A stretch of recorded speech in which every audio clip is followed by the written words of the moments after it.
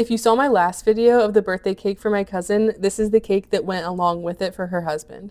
If you missed the last video, basically I was just making two separate cakes for a surprise birthday party for my cousin and her husband. So hers was the floral cake in the last video, and then this one was for him. I basically had creative freedom on these cakes, so with hers it was easy because I can just throw some flowers on it and make it a little feminine, but I feel like guy cakes with creative freedom is just so much harder to do.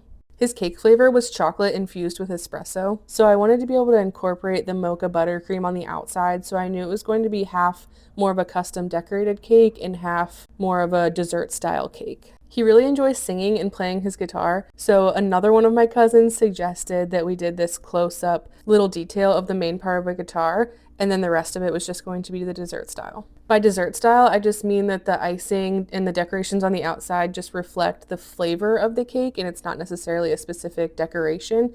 It would be like the equivalent of how you would decorate a cupcake to a specific flavor. So to achieve this, I iced the outside of the cake in the mocha buttercream and then added the texture and the little shell border, and then went around with some coffee beans just to add a little detail to that. I mentioned in my last video that I wasn't intending on these to match at all, but they just coincidentally ended up coordinating really well, and I just loved that they reflected their individual personalities but still coordinated together. It was just a happy little accident, and I probably couldn't do it again without trying. Here's the final result with a little close-up of the guitar detail. I just love how you could still tell it was a guitar, but it wasn't the whole thing and it didn't consume the cake.